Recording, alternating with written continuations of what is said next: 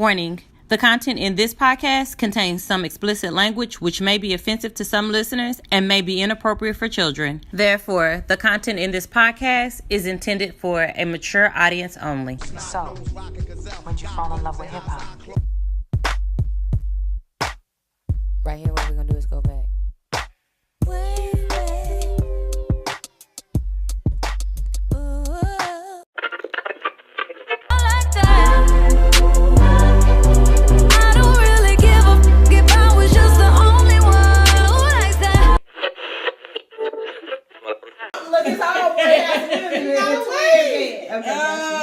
She already recorded. Okay, we're gonna go with it. Y'all, we've been talking like how long? Like an hour and a half before we even got started. Yeah. Some stuff is offline. We don't put everything out there. Some things are off the record. Hey, you know what? Hey, you can't know everything. They know everything. They think they know everything. They know everything. It's okay. Y'all don't know what y'all be missing. Anyway, this is MochaTea. This is Capri. This is Dante. And I'm Mika. And we chilling, drinking. I'm like, y'all must think we some alcoholics. I promise we ain't alcoholics. I've turned into one since I hate it. You know what? I only really drink on Sundays. That's not good. Looks like that's good. But well, were you with us? Before we record, and I think it's. Oh, when you with us? Because you know when we hang out, we kick. So I mean, like I don't drink any other time. Yeah, we ain't just drinking pointless. Yeah, not pointless drinking. Like unless I'm with y'all, unless I'm going out. Recreational. But we do it on Sundays. I think to relax and just to have a good time. Yeah. So we can make sure we get our business out to y'all without feeling some type of with way. no issues. I'm gonna bring it up soon. Oh yeah. Because we be loud anyway. Capri be loud. I do too. You be loud too. You think I be like that? I think we. I feel like I'll be quiet. Dante, sometimes it depends on what you say. You be quiet. Yeah. Okay. That's just because sometimes you don't want them to really hear what you're saying. And first of That's all, not true. My voice carries. Yeah, it does. So this is what we're gonna do. You know what? When I was younger, people used to be like, "Your voice is so deep," because I was this little kid with like this Sicily voice. I don't know if y'all know my niece. Her voice is deep like mine. So I had to tell her, "Embrace your voice, baby." Because one day your voice is going to be so significant that people are going to be like, I know who that is. It's going to be a star voice one day. Anyway. Are we playing a game today? What game we want to play? You always do it? No. Oh, you thought Capri did? Yeah. I was like, I'm going to play a game. I was going to pull out. I was going to actually play a game too, but I said Capri probably already got one. Yeah, and that's the same thing I thought I was going to pull out. What's that game?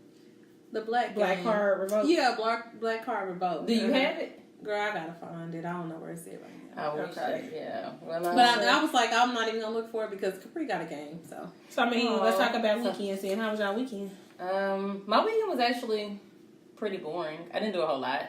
I went to the gym yesterday. I worked on Friday. Went to the gym on Friday, and because I'm trying to gear up for next weekend. I'm ready. I'm ready. I am too. I think anyway. I'm not ready, y'all. You're not? I'm getting there though. My weekend was good. We had a little date night with my boyfriend on Friday, so that was nice. Where'd y'all go? And needed. We went to Dominique's performance, and she performed at I forgot to tell y'all, Charlie Records. Her poetry stuff. She performed up there, and he came. And then we went to Cheddar's. And then Saturday I had the Women's Empowerment Conference, which was nice. I think I told you about it. It was nice. So I learned a lot of, I wouldn't really say learn, but you know how like it's stuff you've heard before, but you need to hear it again to kind of like light a fire under you to get started or whatever. So it was more like that. And they had the 3 breakout sessions. And I supported some black, businesses or whatever. Today I went to church. And then now I'm with y'all drinking. Well, my weekend's been pretty good. Friday I went out and hung out at the pool hall. And then Saturday I actually got a call that I got some tickets to Keisha and Monica. How was that? Was it packed? It was actually a pretty good crowd. And we actually make it so bad, girl. We felt me and Erica felt like VIP. You hear me? They was like, call when you get there. Girl, standing at the door. It was a long line. We walked through the door. Ain't that it? And that's nice, ain't it? Right. You ain't got to stand in line with everybody else. And we had our little VIP, girl. I was like, yeah. I was like, girl. Erica was like, we didn't have to stand in line. That's what's up, girl. Yes. And I was like, okay. So we actually had really, really good seats. So, girl, I was so happy. Did they have seats? Mm-hmm. They had seats? okay. I think slow concerts they do assign seats because assign seating because when I went to Tank concert they had assigned seating. Is Erica they said had that seats? because yes, Seats. Because they didn't have seats. When they See, had Erica seats said the that, and last I few said times that, I've she gone. said that Bubba went to a concert there, they stood up. She was like, I seen the video, she was like, I brought my socks in case I was like, girl, they got seats because it was on there when you ordered your tickets, Yeah, with seats. yeah. And then I was like, so when we got there, girl, we was like in section B, girl, row 8, we was close. Oh, Oh, nice. Girl, yeah. That's So nice. I was like, girl, Eric was like, oh, they got seats. So she was like, these mounted down. I said, they probably just bring them in here. Yeah, no, they're not mounted because Yeah. when I went to Kevin Gates and Paul's concert, we had to stand up. Yeah. So I think because we went to Yo Gotti and Yo Gotti, Gucci. and Gucci. Neither one of them had. There were no gotcha. seats. Yeah, in so I there. think it depends on the nature because concerts like that you're not going to be sitting down anyway. Exactly. But Keisha Cole, you probably gonna be booed up sitting or some down. shit like that. So Exactly. you gonna be sitting down. Girl, but it was nice though. It was That's real nice. good. I saw everybody posting their little live videos, but Uh-huh. I was trying to save some money. I was like, let me not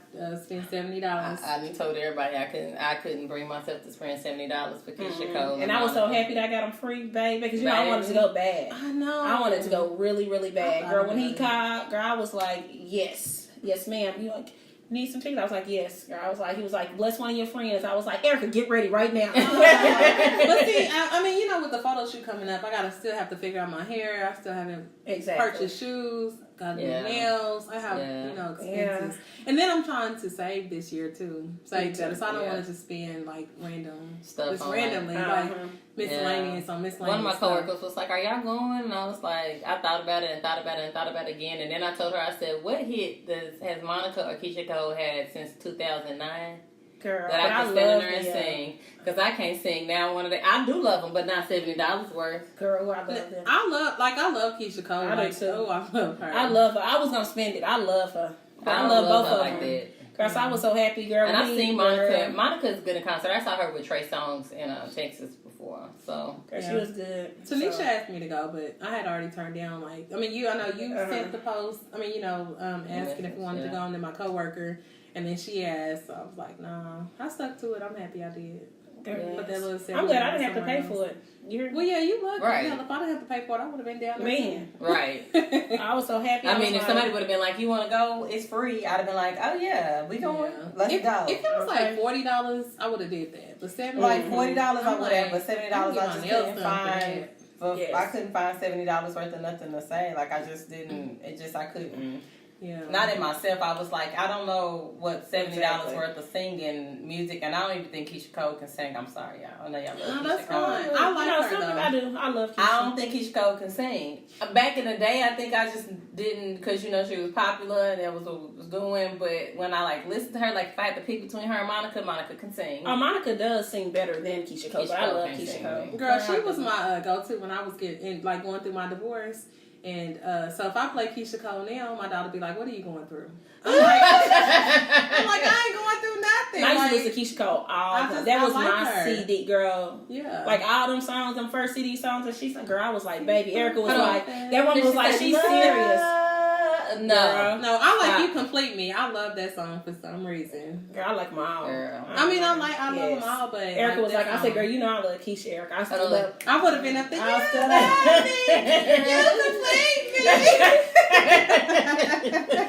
Girl, I'm telling you. So I would have I don't know, because I would have been so skeptical of Keisha Cole and her singing on live music. Girl, it was I good. just made And me Monica like- was beautiful. I mean, but I'm sure that everybody short. probably made it. The environment probably made it good too. Yeah, it was a lot of, our crowd, our age limit up there, what they Right. everybody had. Maybe you was with your homegirl, maybe you was with your husband, so Right. it made it cool. Girl, it was cool. That's It was what's really up. cool. I got me some Blue Moon last night.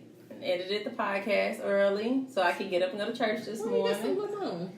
I went to Walmart. They I had thought it. you were supposed to get some Carlo Rossi. I was until I saw that Blue Moon. You know Blue Moon is my thing. I can't stand beer. Girl. And that's the only beer I can drink like that, but I love That is not I very haven't. good. That is a beer. I mean, considered a beer, but that's not beer. That's beer. what I had one last night before I went to bed. No, she called me Blue Moon. about the wine, and I'll drink beer. Is like if I'm at a gathering and that's all they have, and I'll drink a beer, but for the most part, I'm not drinking it. Girl. But I'll drink it if it's the only thing about It's it. so I drink it so much that me and what's the name went to the liquor store, and he was like, "So do you want me to get you some Blue Moon?" He went in because he was at the liquor store. He was like, I mean, but that's like, I don't know. It's just one of those things. Like, if I can drink, like I'll drink Blue Moon and take shots. Like if for holding a drink, if you see me holding a drink, it's usually a Blue Moon and a shot. I can do that.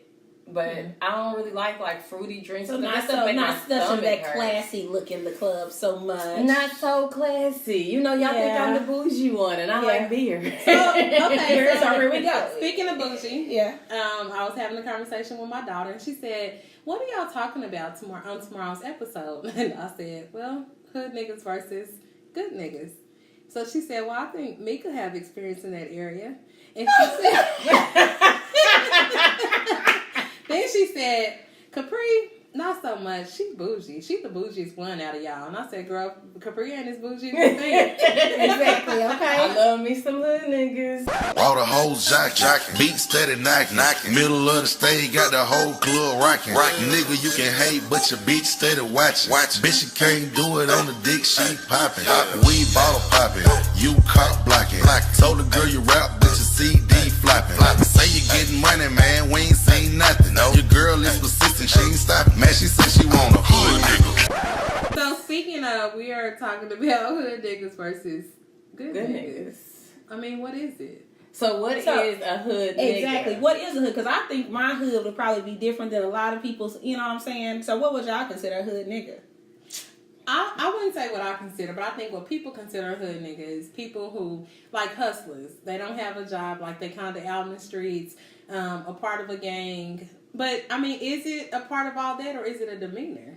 It's a demeanor. I think it's a demeanor. It's a demeanor. It don't necessarily mean Because that. you could have a job. That's what I was just going to say. Yeah, you can have a job, be going to a 9 to 5 and be doing all the right things and still have, be that hood at heart. mentality. Yeah. Yes, ma'am. That hood Yes, ma'am. mentality. Okay, so but I think that demeanor comes from your upbringing.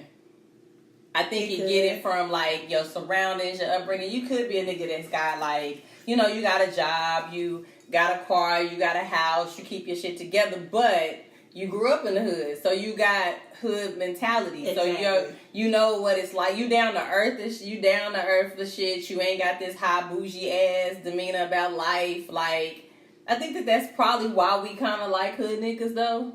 Because they stand their ground. See, people say hood niggas. I wouldn't, a hood nigga, some people may consider, because I wouldn't date a guy with braids in his hair and the dickies with the milk. You know, so you trying to say you never did? No.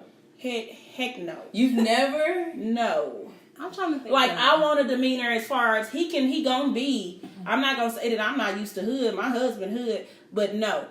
If you're gonna dress, you have to be able to dress a certain way. I'm okay with you wearing your jeans and your sweatshirt and your Air Force Ones or your Air Max. But baby, you're not gonna put because I'm too classy and I need you to be able to be even when you were younger. When I was younger, I'm not talking about grown women. No. My thing is, do your preference change? Because I think is it an age or maturity thing? I think when you're younger, it's kind of I want a hood dude, but I think sometimes when you get older, it's I want a good dude. When I was in the 9th grade, I remember talking to a guy, when I was really young, and he used to wear but after I stopped talking to him, no, it wasn't no guy that I messed with really wore.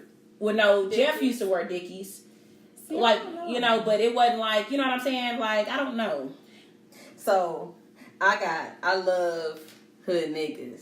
So if y'all was Meek Mill is trying to holler at you, I'ma holler. But he don't look as hood as and no, he don't. But if he looked as hood back in the day, I might have hollered at him when I was younger. I don't like back in the day Meek. I like now Meek. Girl, I like all Meek now is sexy to me. I like all Meek. He ain't sexy to me. But then I look at Dave East. But you know what hood nigga that's braids. in the industry that's sexy to me? They got her. Well, used to have her and all that. Jim Jones, baby. That's my girl. That's my type of.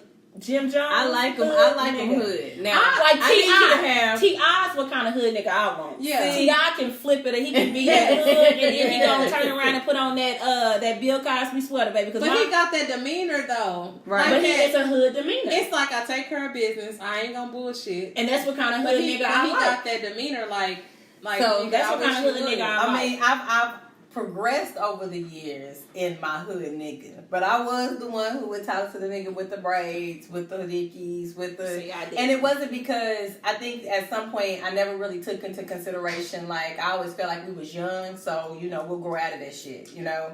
This is just the shit we doing when we younger, you know. And as I've gotten older, I need you to have a hood mentality with, like, a business professional. I need you to have, like, gone through some shit in your life. And be able to But would it switch be it. like, is it a maturity thing though? Because a person that's 20 years old is not going to be like that. But you can meet somebody right now at the age we are now, and they still have like hood demeanor, but they're more professional because Exactly. because That's they've been through some stuff. They're Right. not on that kid shit. They're not Right. on the banking and all that stuff. Right. They But they're- husbands. Their husbands. They got and kids. good husbands. Good husbands. You hear me? Yes. So the hood demeanor, I think it's just different how everybody look at it. I think people think when they think hood niggas, they think niggas that ain't got shit, niggas that ain't taking care of their Exactly. kids, Hustling. That's niggas what I that's out think. here hustling on a Sitting regular at home, basis, sitting at home, the you woman taking taking care of him. That's not what kind of hood nigga that I No, go. that's Right. a sorry nigga. That ain't no hood Yeah, nigga. right. Because to me, when I think of a hood dude, I'm not thinking of like somebody who's like a woman that's taking care of them. Right. You not hood, you Yes. sorry. At Right. that point, like if I have to take You care hood of you, and sorry. Fuck yeah, that. like to me, when I think of like a hood dude, You like trifling. you got the Right. hustle mentality, like you out there getting it. You may not be at home all the time, but you know stuff like that. That's what I think. I wonder of. why Dominique thought I had a little in that. Had a little experience in that field. My But kids, you know, let me tell you what else. I don't know why my kids pick on you. I don't either. So Everybody's kids We was do, though. watching. I got drip for sale. We was watching that video, right? Wow. She said, "I don't know why flies from." She said that today. I was like, "Girl, I don't know why my kids." Mess I don't with you. either. They always mess with She you. said, I got don't know drip why. for sale. I'm that hood fun. That's that hood. I be like, Yeah, because yeah. we were doing the dance. The crazy party. part is Mika's bougier than I am. And that's hood. You know how you got there go. She just. I don't know how to explain it. It's her demeanor. It's my demeanor. But Yeah. she still got the hood in her. Yes. Exactly. See, that's what I need. See, I need somebody to be able to switch it like me. Yeah. I need you to have that hood in you, like for So- real in you. So Tanisha, because y'all know I have hood in me, even though I don't really seem Exactly. like it, because you know I'm in the professional world or whatever. So when old girl came to my house that day, my hood switch flipped on, and my daughter was like, "Oh my God, I don't know who this person is. Like, who is this person?" So anyway, it was funny because I was talking to Tanisha, and I said, on the last podcast, I was talking about you. About the, my friend and keeping me out all night, and we went to a dude's house, and she was like, remember that night we ended up getting into it with some girls, and she was like, and you jumped out the car and was like, is it gonna be one? She was like, at that point, she said, I knew you rode for me, nigga. That's what she said. I said, I don't even remember that, but she was like, I knew you was bad about it at that point. I was like, she said, you was hood as shit. I was like, I don't even remember that. But I'm the yeah. bougie friend that you take to Vegas with you, that if a bitch pour a drink on you, we gonna handle that bitch before the night is over. Okay. That's who I am. And that's why I need somebody on my arm the same way, because I'm gonna need the man on the side of me, like they didn't pushed us and we didn't, and he didn't say, sorry sir, we're gonna move on the other side. We're gonna go ahead and move on the other side. I'm gonna need that not to ever happen, where I feel like that I gotta maybe even take up for you in a situation. So let me tell you, I think what I really like, I'm gonna tell you what turns me on, and people be like, I like a nigga I don't intimidate you. My personality, I need a man. Let me say that. Sorry, yeah, I'm let's gonna say stop a calling them nigga. niggas. Yeah. I need a man that's going to, when I'm there, I don't have no concerns, no issues, no problems. I feel protected. I don't have to worry about you. I'm not trying to figure out how I'm going to take up for you. And I don't intimidate you. So you don't think they can be a good man and do the same thing, though? Can a hood man not be a good man? Yes, they can, very much so. Yeah, a hood man could be a good man. So, okay, I'm going to tell y'all what my thing was. So, growing up, you know, feel like I grew up in the hood. It was the hood. I ain't gonna say feel like. It was the hood. And I felt like I had hood brothers and I didn't like their lifestyles. And so I used to always say, when I get older, I'm not going to date anybody like them. I don't want nobody who's sagging and who's selling drugs and who high all the time. I don't want anybody like that. So when I met my husband, he was like totally opposite and he had never been through anything. And my brother's like, where'd you get this nigga from? What rock did you dig him off of? Yeah, but it was like, I mean, no disrespect, but it's like, I don't want anybody like y'all because it's just, I mean, I got tired of going to prisons and visiting them and y'all going to jail and police coming. And so I just wanted to be with somebody that I felt comfortable with, that if the police came to my house, I knew that they were not coming for you. You know, they come in, they at the wrong house if they coming over here. That's how I felt. But as my brothers got older, they changed my perspective. Like, just because you grew up in that situation and you were that way when you were younger doesn't mean that when you get older you can't be a different person. They are wonderful husbands to their wives. They love their wives. And so it's like, I know that a hood nigga can be a great nigga. I mean, I hate to say nigga, but a man. Yeah. A hood man can be a great man. So it's really like a stereotype that people have. I think it is a stereotype because, I mean, again, my husband is a hood nigga. Yeah. And I think what turned me on about him because he stood his ground and I did. Because I was so independent and he was so independent, he wasn't looking for me to do nothing for him and I didn't need him to do nothing for me. You know what I'm saying? He stood his ground and he knew as a man, yeah, you know, he might have, you know, been in the streets or whatever, but he knew as a man, like, he was going to take care of his family. Like, I never had to worry about nothing, like, with him. Like, oh my God, what is we going to do if this happened? I knew as a man that he was going to take care of his family. And maybe as far as that, everybody, and when I was growing up, people used to be like, the good guys used to approach me and they used to be like, I don't even know why I talk to you because you like them hood, you know, them hood niggas. I'll be like, why would you, but that's always what I was drawn to. So why do y'all think women like hood dudes though? Because I like the nice guys that used to try to talk to me, I feel like I could always run over.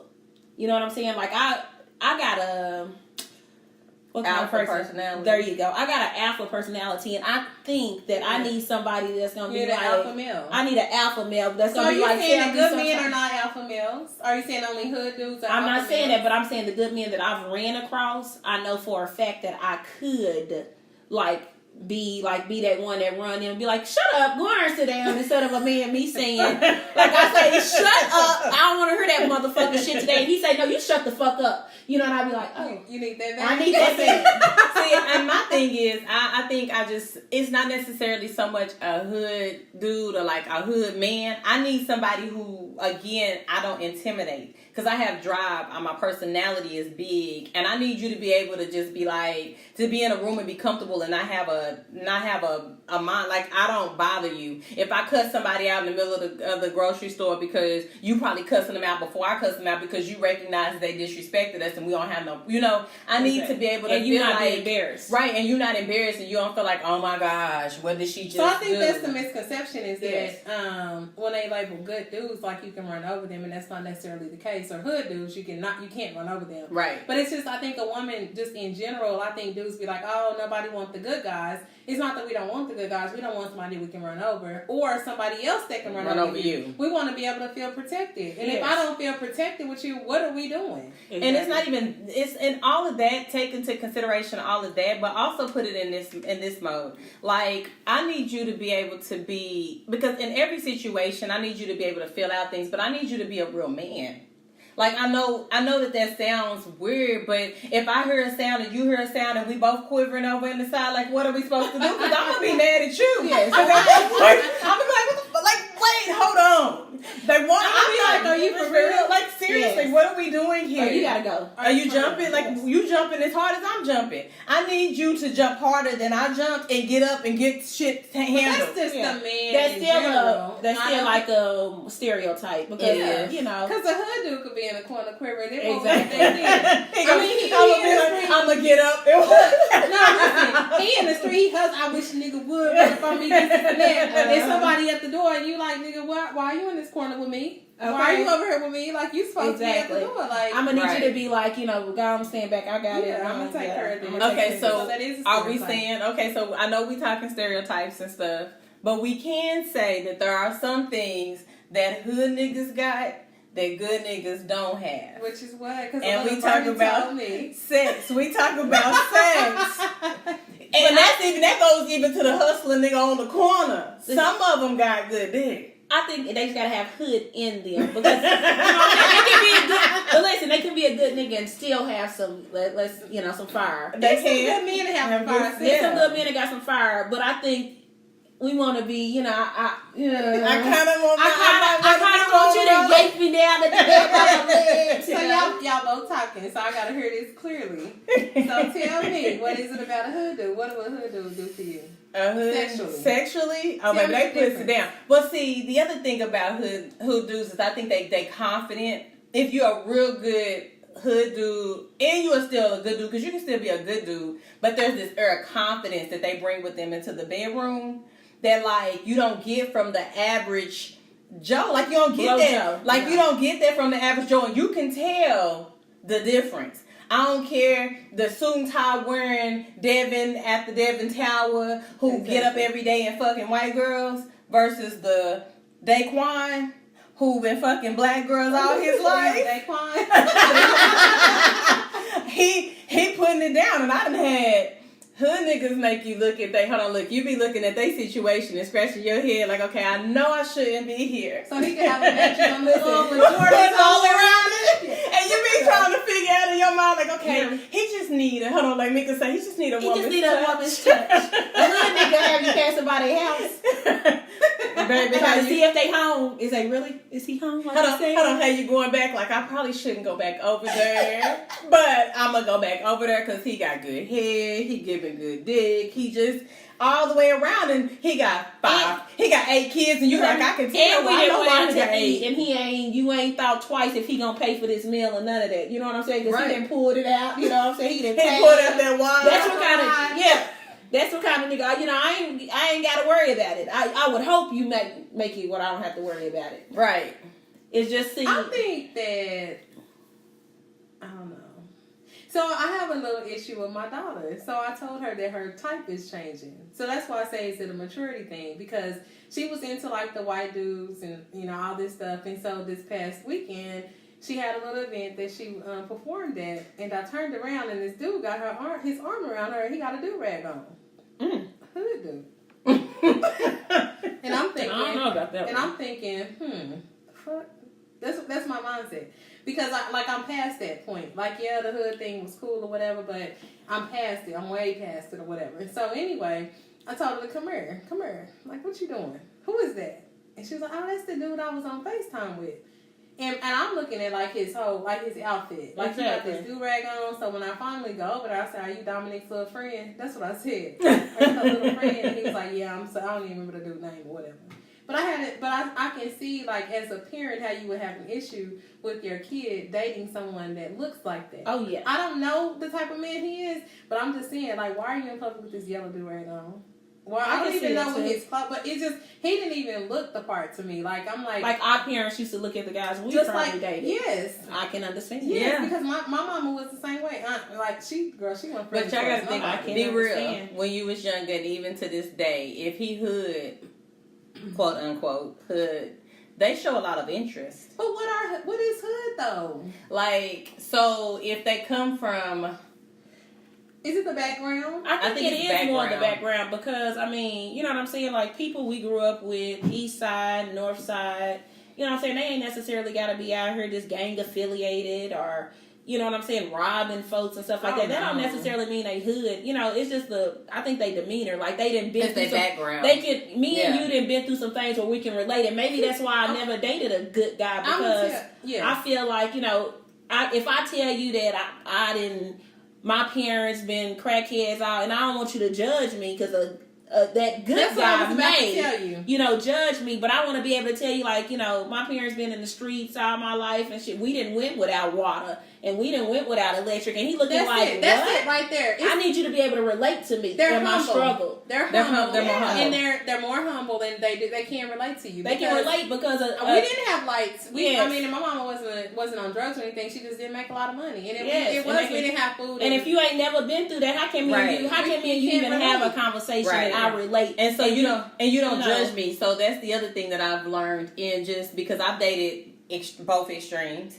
Is you get dudes who have never been through nothing, so they lived in Edmond, they mom and daddy had prominent houses, they got all these cars and stuff, and so when you start talking about your struggle and the things you've been through, then they look at you like it's something wrong with you. Exactly. Or they come at you, I remember when I first had Anaya, it was that look down on, oh my gosh, you 20 years old with a baby, oh my gosh, I can't believe, or they come to your house and they looking around like, wait, you got something? Like, exactly. Like, what do you mean? Like, it's an automatic judgment that comes from that. It is. And I think that it does make you more comfortable when you can be around somebody who's been through some shit, who can humble themselves, we the same age and we can talk about life and we can really talk about like what police profiling looks like and we can racial profiling looks like and we can have the discussions about shit. Maybe one night you was arrested, like I mean, you know, we can have them discussions in this shit that we just putting out on the table and we don't have, and we see eye to eye about right. it. So, or versus somebody that didn't see eye to eye. I'm like, you know, did you see that racial problem? They like, well, I think that. so now that you say that, it's really not a preference of a hood nigga because they're hood versus good nigga. It's really what you have in common, which we relate to, who you relate to, who you're comfortable with. People say that, but and so that's why, like, when we talk,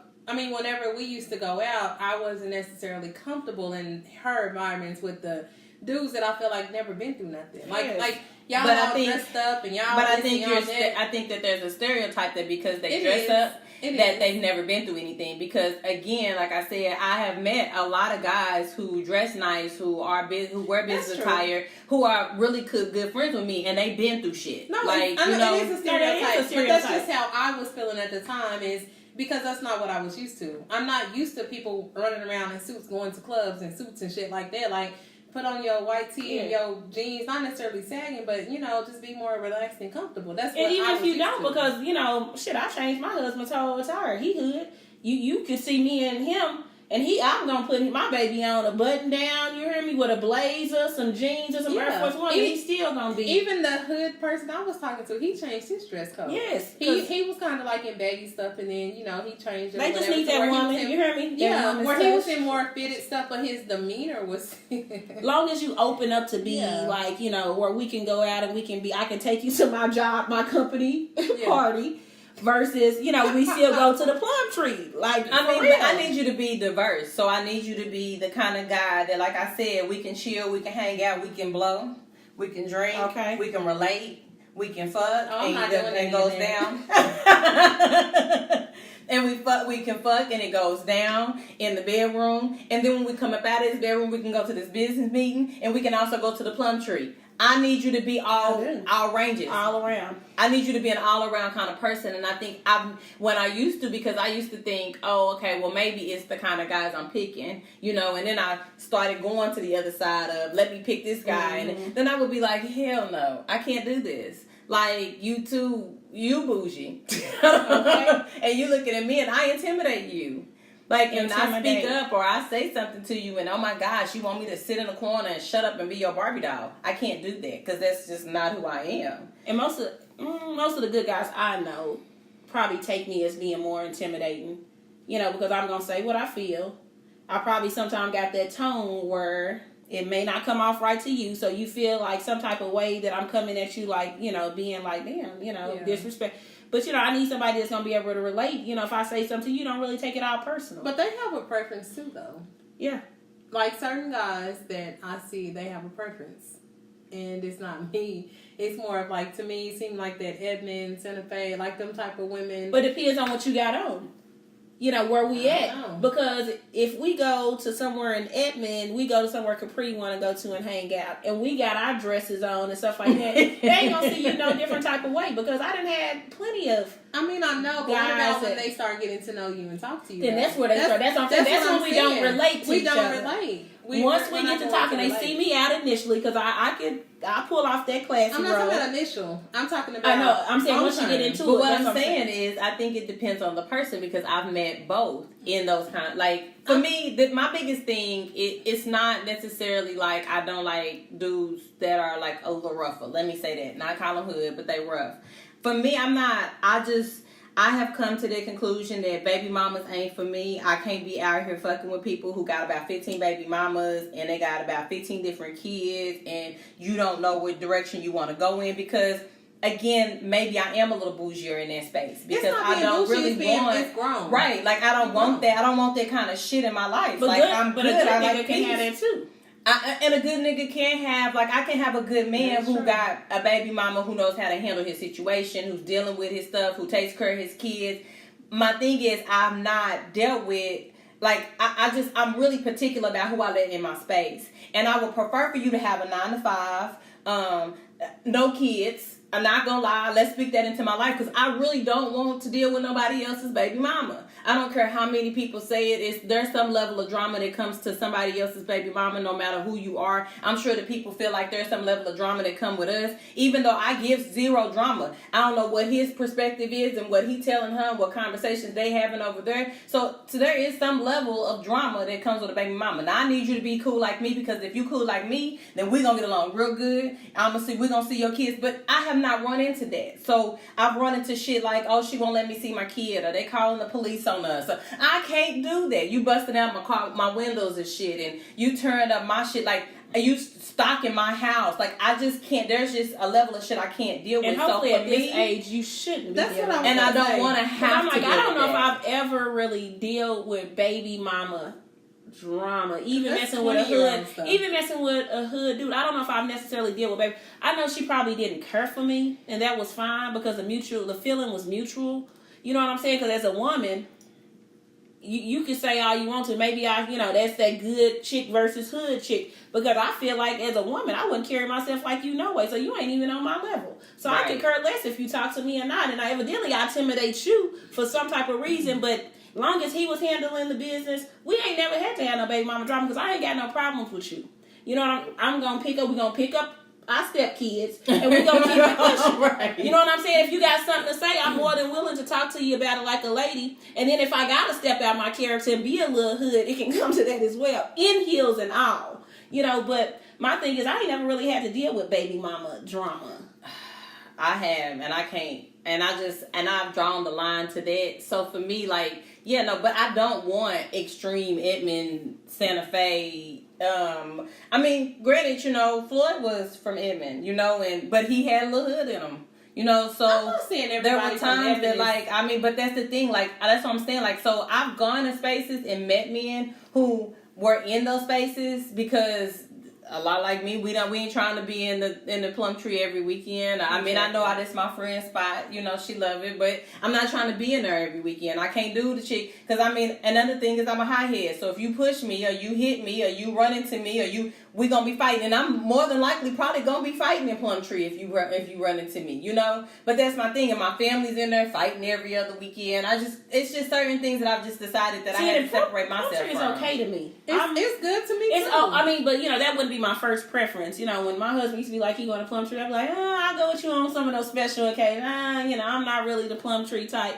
You know what I'm saying? My thing was back in the day, Casanova Rays, stuff like that. Casanova been gone. But look how long it's been since I went out though, like on a regular basis. But that's my go. Like Plumtree is my go-to.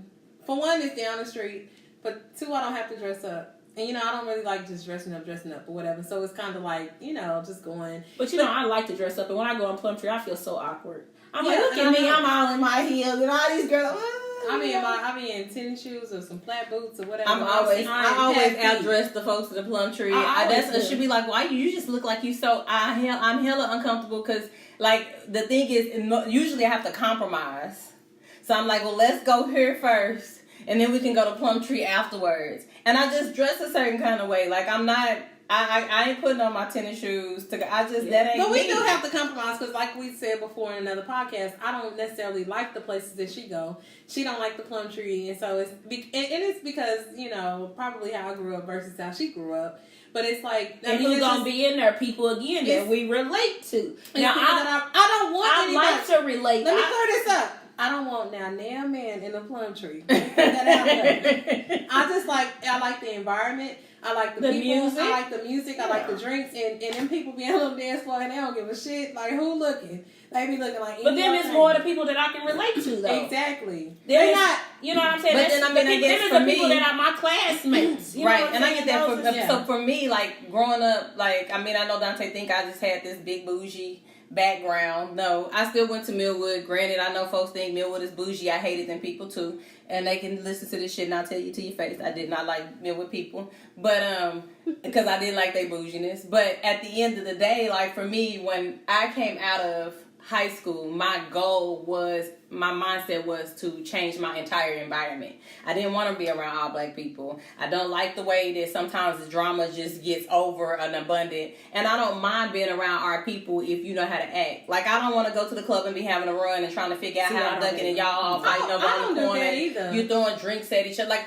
and I don't want to have to deal with them. I don't feel like Plum Tree does that. Every now and then they do. And I think that's anywhere. But I've learned that it's anywhere, and I learned that you can have that at any place, in any space, or whatever. But again, like I said, you didn't want to them admin places in them drunk, irate white guy is in there. Well, I mean, but most of them aren't. But I mean, I'm just saying. But it's still a lot of black people in the spaces that Dante talks about. They just dress up. Like, I like to dress up. I like to get up and look good. I like to put on my heels and my cute dress, and I like to go out and put on my makeup. And I mean, not necessarily doing that, but I'm just saying, like, I don't want to have to. I don't want to wear a t-shirt and jeans to everything. Like, I mean, I've gotten to that space. I've gotten to that space where I'm comfortable doing it now, so we can do that now. Like, if we just go out and I got on my combat boots and we got on my jeans and my t-shirt, I'm fine with that now. But as when I was like in my 20s, like, I wanted to be bad bitch. I wanted to be in my little cute little mini dress, mini skirt, and my heels, and I didn't fit in places like the Plum Tree. People used to walk up to me and be like, "You don't belong here." They walk up to me in the Plum Tree and tell me I don't belong. The same thing. They be like, "What are you doing here?" I'm like, "What do you mean? What am I doing?" Yeah, here? they say the same thing. And I open my mouth and say, "Huh?" Then they see the gold in my mouth and they like, "Oh, yes, she does." You know what I told Dominique today, because I was talking to somebody that y'all know, I'm not going to say his name on the podcast, but I seen him today at church, and he had like this little gold crown, and I was like, that is so cute.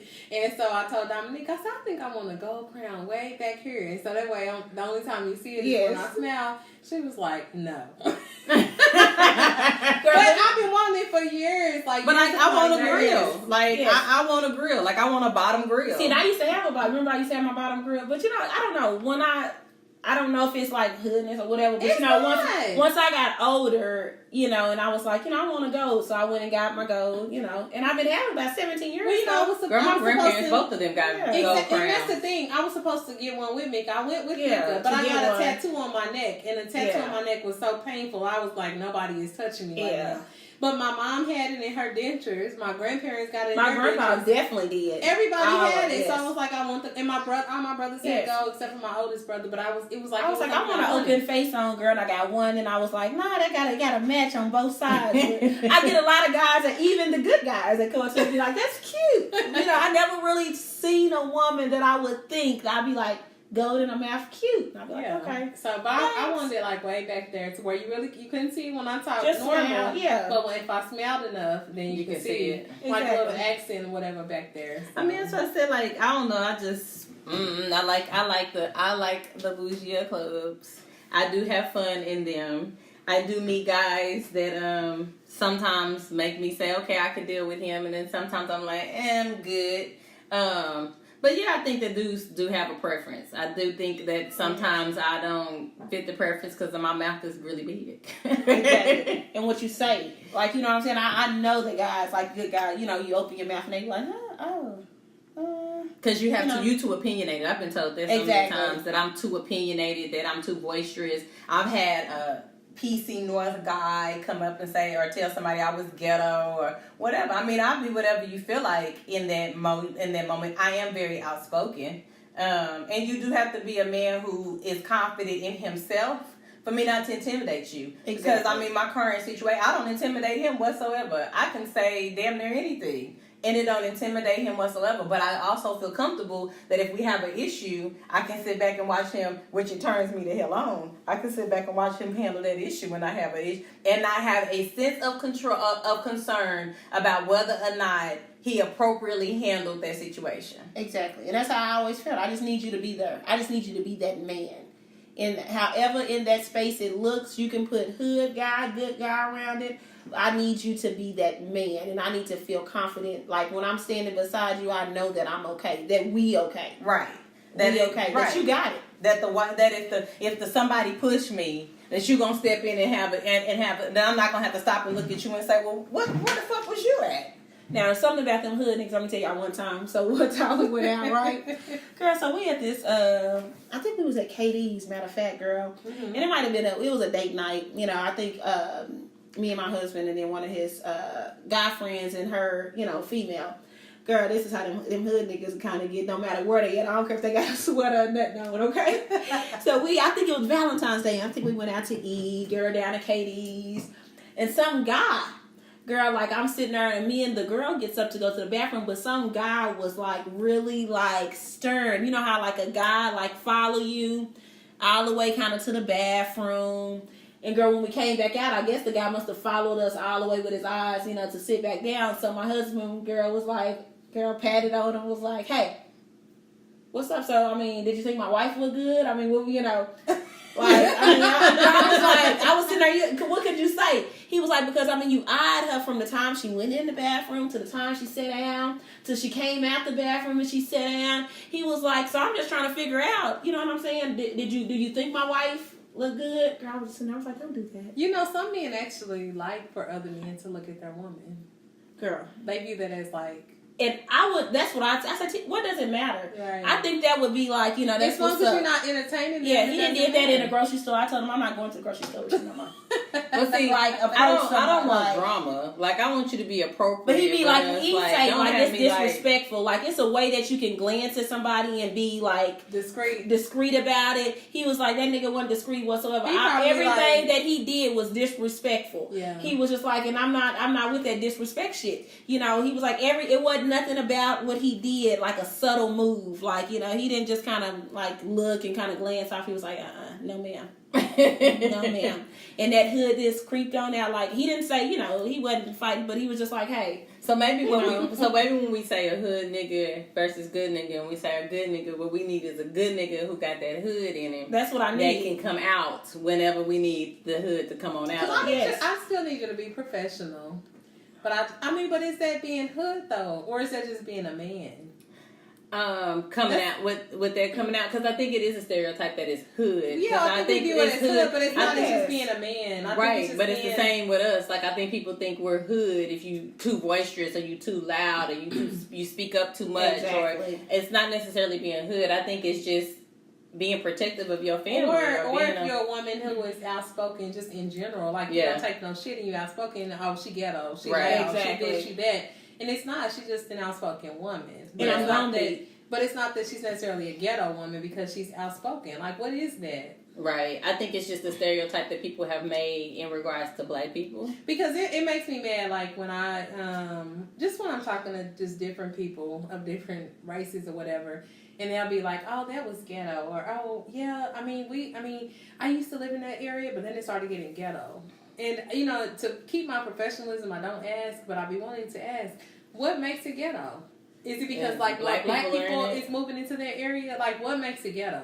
And you should ask. Or is it because I listen to rap music, I speak out, I speak my mind, I don't have a problem, you know, exactly. But I get up and go to work every day, I take care of my kids. When you come in my house, you can look around and see that we live in really, you know, we live nice, like, I'm not hood, like we're not whatever ghetto you want to call, but is it because of the personality that intimidates you that makes it ghetto? Because is it... Right, because it's like, I mean, even like I was saying earlier, Yeah, I mean, I know how to be professional in a professional environment, but if somebody was to run up on me, I'm not gonna be like, oh my God, what are you doing? Bitch, what's up? Like, Right. But is that ghetto, or is it just, am I protecting myself? Like, No, what you're is just it? protecting yourself. I'm protecting myself. I mean, I'm they can not call, gonna they just can let call somebody. out, yeah. Yeah, bitch, you're not gonna just run up on me, and I'm just gonna be like, oh my God, please don't hurt me. I'm not gonna do that. Like, Well, it's also like what is it? like I was telling you, I was listening to Amanda Seals earlier, and she was saying that we have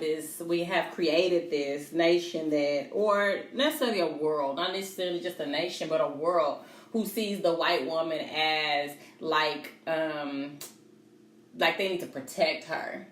And black women don't typically get that. And so anytime you have to protect yourself, there's something wrong with the fact that you even had the audacity to protect yourself. Right. When you will be left out there protecting yourself and nobody else will even see the need you're to protect for you. protecting yourself. Right. Yes. And so I don't think people understand that it does come down to, sometimes I'm left to protect me and my kids, because whereas somebody may protect the little white lady and her kids, if they see something and they want to interject, people aren't going to intercede or interject on our behalf for us. And so I do have to be a little bit louder. I do have to be a little bit stronger. I do have to, but I think that goes back to black women, they say in the medical field, like, you have to speak up and you have to tell people and you have to be insistent and you have to know when it comes to your kids, advocating for your kids and advocating for yourself, because people don't hear you. They consider us complainers, so they don't listen to you. Yeah, so when you go in, they had a study about that. I think they came out with something like that recently, where they said they don't listen to black women in the medical field because they feel like we're just complaining. And so if you're really sick, exactly. they're like, they don't really feel like we're really sick because we're just complaining about something. Like, it's like something extra for us to complain about. And I don't think that black women are necessarily complainers. I don't either. I think that it's just a matter of how they take us. Because I've had people who, if I've been in situations where I've just said, hey, this is straight to the point, got to whatever I needed to get to in business.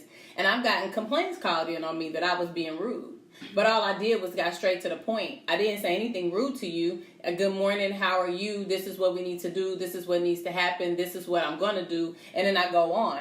And then you took it as rude. But I think that's that, that mindset of, hold on, Amanda says, it's funny because she said it. She was like, black girls change their hair so much. And so she was like, it's this scene where, like, she's talking about this black girl who come in. Last week she had her hair straightened. This week she came with dreadlocks. And she was in the elevator. Oh my gosh, Becky was like, and I didn't notice her, didn't recognize her, and oh my gosh, now she thinks I'm a racist.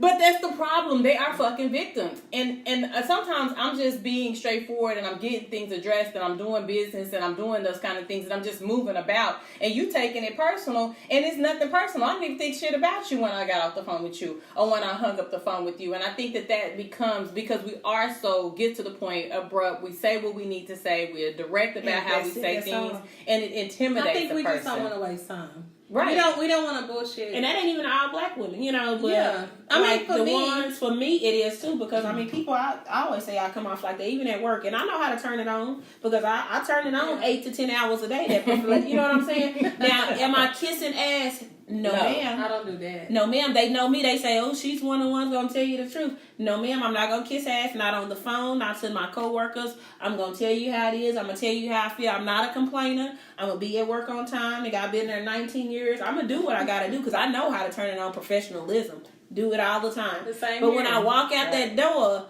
you know what I'm saying? I still know how to keep it ladylike until somebody pull me out that mood and that little hood get to creeping a little bit. That, because I will be that friend that y'all say, I am going to be the first one to probably fight. I will say, I've always been, I kind of, but. I mean, it's the same here, I'm going to be the first one that if you jump, I'm jumping back at your ass, Like, what she saying? Talking to us. But see, hold on. I'm thinking about the women at the Grenadier. Oh, my God. Yes. It was all at the Grenadier. Them women was big as shit. Girl. Oh, they was big. Nigga, they was old, too. Girl, they was old, girl. They tried to say something to us, girl. Did I tell you this story? Taking off our ears. I said, we finna fight these, have to fight these big old girl. We was in there like, no, you're not gonna punk me. And I think that's another thing. Is y'all don't understand, like, for me, people look at me like I'm this bougie little meek No, that's how I feel like they looked at us. Yeah, because we was dressed up. We were cute, we were young, you know. And they thought that we was probably younger than we were. Yeah, because they thought that they can kind of. They kept pushing us. They were some big bitches. Like, is you pushing me? Bitch, hold up. No, Right. You must have. You don't know who you messing with. Like, let me take these earrings off. Like, you got me. We can be cute and all that, and we gonna turn the club up. But see, that's the thing. I don't think people expect that from me until I open my mouth. You ain't gotta open your mouth. Then I open my mouth, and they like, oh no. It's that look. No, that's like Tanisha. I didn't even remember that. She was like, you jumped out the car, and she was like, at that point, I realized you were not gonna let me get my ass whooped. No, like, and she said, at that point, I realized that you had my back, and you wasn't gonna leave me out there by myself. And I said, I don't even remember that. And that's when you gotta have them hood friends too, because I'm telling you, sometimes you need them hood friends. You know, like some of our friends ain't so hood. Look. And I need to step out of my character and be like, bitch, is you talking to her? Right. You talking to, like, no, ma'am. That's not how it's going to be going down. But that's how it was, like, even at the Plies concert. And I appreciate my friend that was with me. Because, like, it was this chick, right? And I don't know if she was just fucking with me because I was older than her. But she kept bumping into me. And I was like, do I need to move or something? I said, because you keep bumping into me. Like, she was dancing, just doing stupid shit. And so then she was dancing, and she did this to me. Oh, she gave me the 2 middle fingers. And I just started laughing at the little bitch. Because she young. Like, I'm like, bitch, you like 20 years old. And so I just started taking off my earrings and shit. And I'm just like, just in case. But I told her little friend. Her friend was like, I'm so sorry, ma'am. Well, hey, don't call me ma'am. But I know it was ma'am implies kind of ma'am. She was like, I'm so sorry, ma'am. I said, you better get your little friend because I'm not finna fuck with her today. So I told her little friend. The next thing I know, they were down. But Shonda started taking off her shit. She was like, do we need to do something? Like, I knew that at that point she had my back. Like, yes. Like little girl. Like, I have too much to lose to mess with you, but you're not going to run up on me and you're not about to be disrespecting me. Like, I'm not. And that's the other thing. Like, I need to be in spaces sometimes where people have just as much to lose as I do. And that's the thing, like, you don't even, I have so much I to think lose. that's probably where the space that I'm going to be in. That's where I'm at. And that's the space that I get in. To lose. And I can't, not to say that everybody in the plum tree don't got nothing to lose, or everybody but they probably but a lot of them don't have a lot to lose. And for me, I got a lot of shit to lose. So I can't be in, like I said. 80? Look, we the 20? 80% like, bitch, what? Right? I done did time before. Bitch, I've been to the county just last weekend. They ain't taking my footsteps in my section. So for me, I need to. You like Kevin Hart? No. She wasn't ready. So there was a time where I got to a point where in my life I was like, I just need to be in spaces with people that got just as much to lose. And we ain't finna go to jail. As I do, and they ain't trying to go to jail. It's like, I'm not trying to go to jail tonight. I gotta go to work in the morning. Right. You know what I'm saying? And I got 2 kids and I gotta go get my kids. Like, I can't, when I leave here, I need to be able to go back home. Plum Tree, and deal with my kids. They let their kids at home by themselves. If they had their kids. They let God watch their kids. You know what I'm saying? If they had their kids. If they have them. And they like, bitch, please. They work at McDonald's. And they like, bitch, say something. I went to the county 2 weeks ago. They don't give a damn about going back. Bitch, I just got out the county yesterday. Yeah, you know what? I ain't even gonna fuck with you. I don't even need to deal with these kind of problems. So, you know what? Let me save my ass at home. Right. So, you know, you do got to pick your battles. And so for me, like I said, I just. But I ain't no punk. But you gotta pick your battles. And I ain't no punk either. I mean, I'm gonna give it to you shit. You know, sometimes I forget I got a job I gotta go to and 2 kids at home. Because if you get too disrespectful, I'm gonna let you know you got disrespectful. Yeah. But at the same time, I just don't need you to just be purposely disrespectful because you ain't got shit to lose. Because bitch, over here, I got a lot of shit to lose over here. Yeah, because you and your homegirl hating. Yeah. And that's all that is. That's what that look like. Because, you know what I'm saying, I'm in this space and bitch, you just looking and you hating. Like, yeah, listen. Right. Because you have nothing. Like I don't know. If you work in not knocking anybody working McDonald's, but you can go to Taco Bell tomorrow and get a job. But it don't work like that. Right. For me. In every field, it don't work like that. Right. And I ain't trying to lose my job because I'm in jail because I didn't have to fucking, me and you didn't have to get down up in the plum tree. Baby. Right. No, baby. That's not what it looks like. No. Or 6,000 or where else? Oh, wherever. What's that hole in the wall on 23rd? I don't even know if it's still Which one? Boots and Saddle? Worcester Yeah. definitely not open. Yes, but it is. They moved. I know it burned down or whatever it was, but they moved to the other home. They had it, yeah. Where the Pager shop used to be, like right next to that little red building. I mean, and I done been told so many times, bitch, you ain't all that, and I just get tired of all of that. I don't get that when I'm out. I mean, I know my bougie spaces. I don't get that there. I don't get that, bitch, you think you better than. Because you're amongst. I mean, because I'm amongst. Well, I mean, because we all think we better than. Yeah, so I don't. I mean, but it's not even necessarily that thought process. But I mean, I am better than if you think that you're gonna call me a bitch to tell me you think I'm better than you. If you knew how many times I've been in the club and been called a bitch because I don't want to talk to you or because I don't want to have associate with you. I mean, like I said, I'm like Mika. Shit, Casanova's was one of our favorite spots. We was at Casanova's every Thursday. If it wasn't at Casanova's, we was at the Let Out every Thursday. We used to take naps and get up at 1 o'clock in the morning. Dante was using my ID. Dante used to use my ID to go to Casanova. Dante was 16 going to Casanova. What you Dante? Who you with? Like Southside. Who you with? I mean, like I said, we was there every weekend. I mean, every week doing the Casanova's thing, but I just got tired of that. I just got tired of that. What's your baby do it? Yeah, they used to be. We used to get there, girl. We used to clean up Long John Silver's, baby. Have that food all set up in the little window. Listen, we cut the lights out. We only taking orders to order. You hear me, y'all? We ain't making no food because we got to get there by 11. We got to go home, take a shower, and get to the club. Y'all was the black folks that didn't have the shit. Hold on, like it's 9 o'clock and y'all don't got shit done. I was the manager. Mika was the manager, so we used to have like a little. So I used to have a little thing about it. Be like, hey, we ain't wasting no food. Y'all put that in. We cooking to order. We gonna park them, and so that way y'all clean all that out because we got to get to the club for 11. You hear me? I go swoop up Erica, they go swoop up Dante. We up in Casanova before 11. Like, hey, we used to she used to come by her and pick me up. Heck yeah, but yeah. I mean, my mom would be like this as long as she. I just got tired of that. For me, I was just like, I don't. That environment ain't for me. I'm good. I can do something. Like different. girls that be still fighting in the club. I ain't with that. That's dumb. I don't want to ever be to a point where I gotta fight in the club. Like I probably didn't want to come. That's the first thing. I came because it was some reason that I was there, and then I probably didn't want to got me an outfit, so I think I'm cute. And then I got to fight with you, and listen, I got my kids, and and bitch, you ain't gonna punk me in the club. Right. But let's get this straight. Like, I didn't come here to fight with you, but I will. Right. I ain't trying to go to jail though. I ain't going to jail. I probably.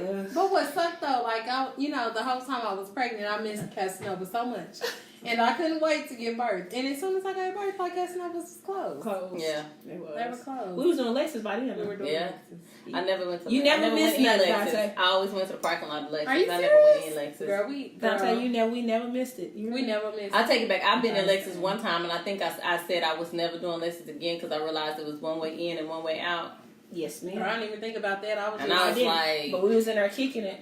No, because that was just too much. Somebody could have burnt that shit up, and everybody in that hole would have burnt up. That was when they were showing all the pictures of people in clubs with the stuck in the doors. But Lexus actually didn't use. I don't remember a whole lot of fighting. Now Casanova, it seemed like Casanova might have had. I got laced at Casanova. Yeah, but I don't remember a whole lot being in Lexus. Don't get it twisted. I'm pretty sure it probably was, but I don't remember. Yeah, me neither. A whole lot, Now we just always parking lot pimped at Lexus. Girl, we used to do. I didn't go in Lexus. But they had all our peoples in there. Then was the crowd that we was. y'all can relate to. We can relate to. So I'm like, Dante, you gonna be ready, girl? We went out Thursday, Friday, and Saturday back in the day, girl. But it just be like the people you can relate to. Yeah. Again, you be in there and that space you be in, be like, hell yeah. Hell to the yes. But now just ain't that space. You get so old, you get older. And you're like, I'd rather go to Slick Willie's and I don't want to wear no heels. I just want to go to the lounge. Can we do a day party? Does somebody have a day party? Have a day party so I can come by 10 o'clock. I can leave. By 10 o'clock, I go get in bed. I don't want to. I'm drunk enough, and if me and my dude, we can go get it on. You know what I mean? By 10 o'clock, both of us can be in bed by 11. And by 11, good. Get up again at 2, turn that ass, 2 a little bit longer, and then still get some in at 6 before we go to work. You heard me? That's what I need in my life. That's all I want. I don't want the extra. And so that's what I need. I need me a dude, a good man who got hood tendencies. That's what they call them. Who know how to pull it out when he want to pull it out. Who got damn good sex. Cause he done fucked him a few black girls, not just them white Beckies. I need me somebody that didn't have some experience. And then, you know, that can be an all-around kind of guy. Like, so we can go to the business meeting because we both know how to turn it on. And off. And we know how to turn it off. So today we just got on t-shirt and jeans and our tennis shoes. We want to kick it, get something to drink. So we're going to go to the hole in the wall. We can go in the tree together. And I don't have to worry about whether or not if we in this hole, if he going to be, are you going to feel some kind of way if somebody approaches us? Yes. Because we can go there. Because we know how to, we know how to switch it up. Right. That's all I need. Right. Just know how to switch it up. Because I can put my J's on in a minute and put my heels on the next minute. Right. I just need you to be versatile as well. And I feel comfortable in that space with you. So I just be thinking like, I don't know, hood nigga, I think good niggas can be hood. And I think that's what we more want is the good niggas that got a little hood in them. So I don't know where, Yeah, I mean, like I said, I think that it's a stereotype, but I think that good men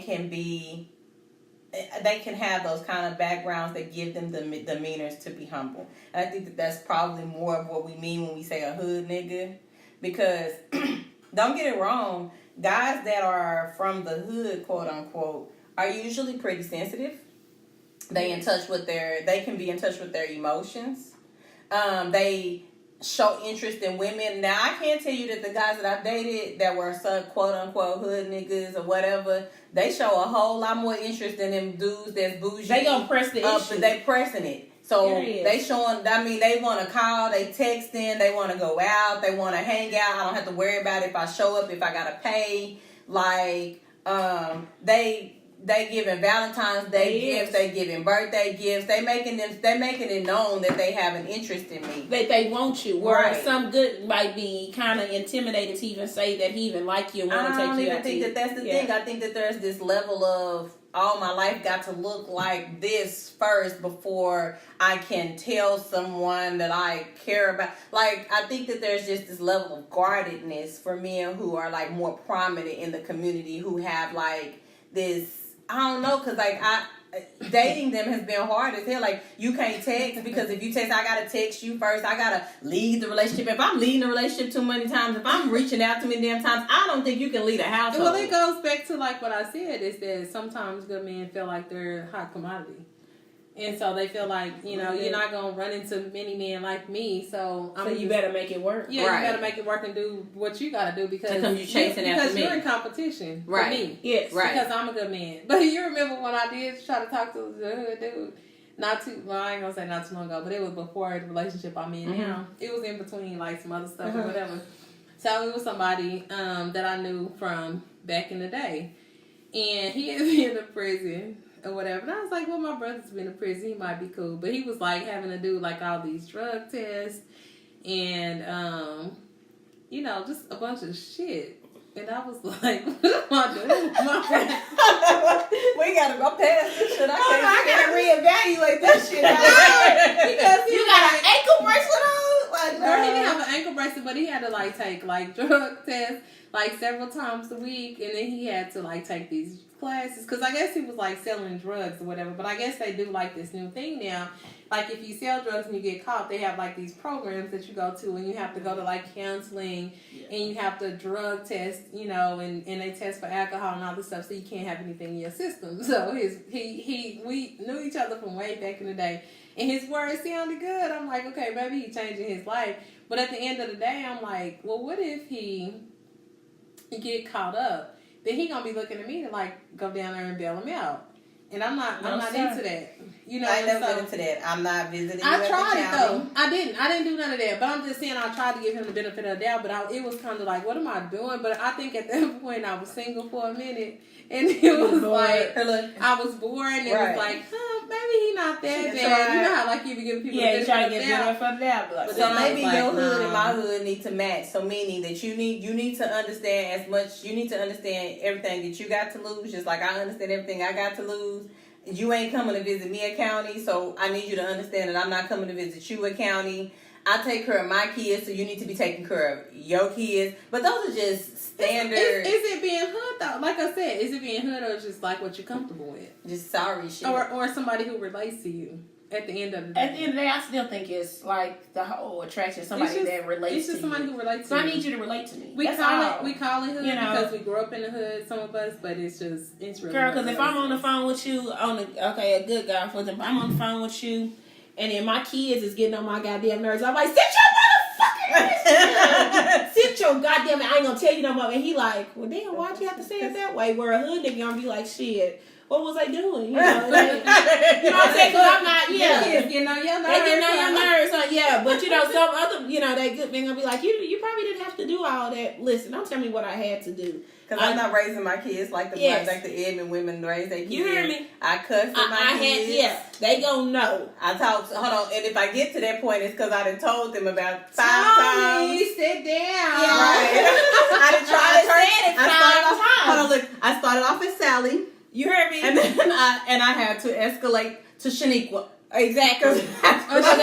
Shirley. Shirley. I went from Sally and I had to escalate to Shirley. It had to get to that point because I done told them in the middle. Yes. Nicely to sit their asses down. Because anybody mama named Shirley, shit.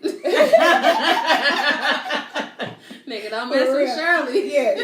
I'm telling you, no. I think I also can appreciate the families that you like, some, especially if they're not like extra like you not like hood, maybe I say that, and then like not extra bougie. Like I don't want to have to go to your family to first meet your mama in my whole church shit ass because your mama looking at me like, oh my gosh, should I have to be like because I'm not gonna be comfortable like that. I'm not gonna be comfortable walking in to meet your mama dressed up in my Sunday's best unless we going to church. Like we went to church and I met your mama at the church. Be like you come meet my family. The first time you meet their family, you meet my family. I'm telling you, right? I need you to be comfortable. I probably never felt good about having that good nigga around the family because my family. Yeah. No matter which side I love you your look family, at. even your grandma. Like your grandma just made me feel so at home. I'm telling you, like you gotta be ready to come into my house, and if you got some type of demeanor where you just like all your life you have not been around that type of cursing, drinking, I don't really care too much. Whatever it looked like, and you walk in and you like, what the hell is this? Like this is her family? Yeah, I can't be alone.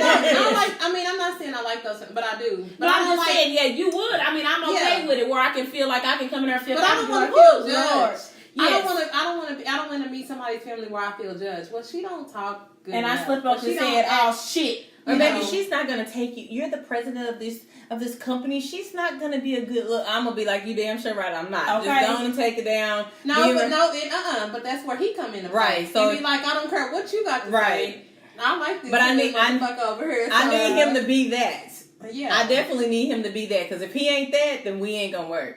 Exactly. Not gonna work. If he's sitting there trying to change you to meet his parents' needs, it's not gonna work. Or even to meet the standards that he held to. Like when you met me, this is how I was. I'm not gonna change my standards just to go meet. Right. And then that's one thing if I change because you grow me. Because we talk about that a lot about men that come in and change women. Because we know people who men have come in and completely changed everything about them. And you change friends, you change your clothes, you change your life, everything about you changes because you're trying so hard to fit into this corner. But I mean that's one thing. I say that it's for the better, but what is for the better? Does he know what's better for you? Because if he picking your friends, he picking your clothes, he picking your house, he picking your... I say that, but what I mean for the better, like if you like you said, you change your man's dress. Where if he used to dress like baggy and not really I'm not gonna say not presentable. But if he dressed like that and he started dressing more, to what she wanted him to dress. Or like, I think that it should be I think that should be a choice that you make and not a choice that he makes for you. So if you're comfortable with him doing that for you, he was open. Yeah, he was open to do it. So you gotta be. But not in a forced situation. So kind of like when I went to the women's empowerment thing, and Kendall Turner, she talked about how her husband she wanted to wear pantsuits so bad, and she got into it with her husband because she was like, dresses are not me. Like, I don't think that it should be a point to where you get into it with somebody. Like, I want you to wear these fitted clothes, even though you like baggy clothes, I mean, it should be a compromise somewhere. But don't, we shouldn't be getting into it because I want you to wear fitted clothes and you want to wear baggy clothes. Because when I met you, you had on baggy clothes, so I need to kind of accept you where you are, but at the same time, be open-minded and kind of, and which you should find out at the beginning if they. But I mean, that's what I'm saying. Right. But if they're not, my thing is, I think a lot of women will change themselves, and I think that happens within our culture. Like, people change themselves trying to fit into a particular crowd, and I feel like if you're doing that and you're doing that on your own, that's one thing. But I feel like if every person you date, you a chameleon, you just changing yourself. So this man you date, he a pastor, so now you're a pastor's wife. This man you date, he a soccer coach, Muslim. and so you're a Muslim. So now you learn what you call that thing around here? You're a Muslim over here.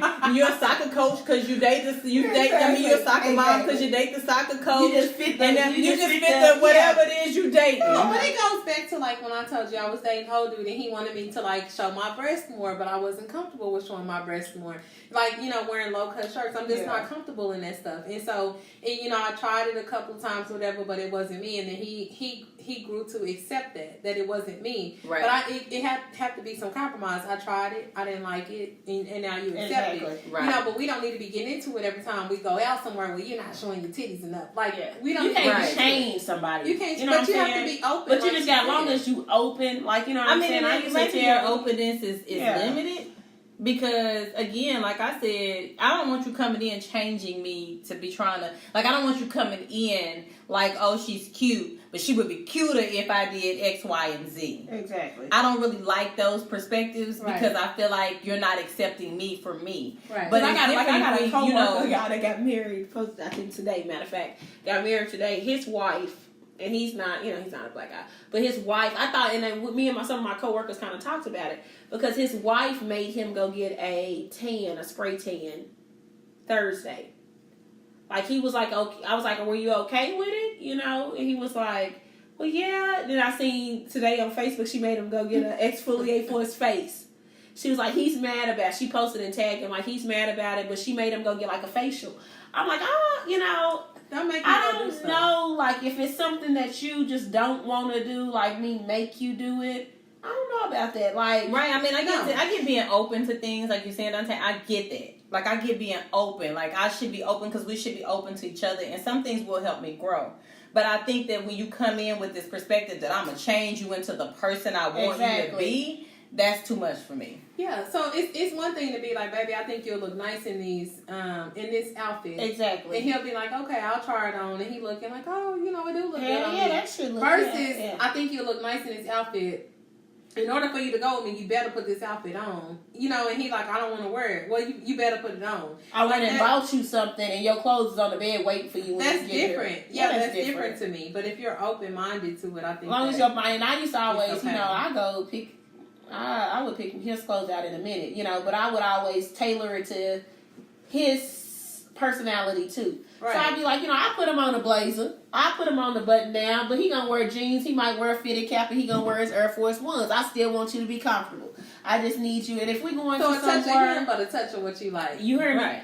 Yeah. And that's a compromise. Yes. It is a compromise. Yeah. So I mean, I always did it where, something that's going to make him feel comfortable. But I think blend in what I'm going to wear because I'm going to need me not to be in my heels and I'm all sassy and, but I need you to put on this button down and this blazer because we finna step out and you ain't got to wear no dress shoes. Put your, go on and throw your all white Air Force. Well, I'm going to get you clean. But you know what I'm saying? I want you to feel comfortable being the person you are because I don't want to change you like that because who I fell in love with is with the person you are. I'm not trying to change you. Right. Yeah. So back to hood men and sex though. What do y'all think good men do? Y'all think they just do missionary? Turn around. I don't think that that's always true. I think that true. there's more teaching that has to go into good men versus You good think men. so? See, I've never really had to. Okay, so I have, and I ain't gonna lie to you, I'd have been on some mattresses on the floor because the dick was just so good that I was like, we can change, we can grow. I've never been on a mattress on the I floor. haven't either. I've been on an air mattress though. That's worse. I done been on the mattress or two on the Her floor. mattress is even worse. They can't even buy a real one. Right. You had to put me on an air mattress. It was a double air mattress. It looked like a real bed. Whatever.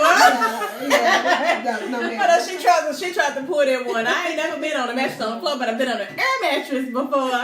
Nigga, he had to blow it up before. Right. Put a little couple sheets on it, You and heard if we rock too hard, we may Motherfucker bust might it. go down. Yeah, that's worse. That is actually worse. No. So no, I have been in some situations with some people, and I'd have been like, "Ooh, I can't do this." Like, but I know my limits. So you become what we call a sexual situation versus somebody that I'm considering being something with.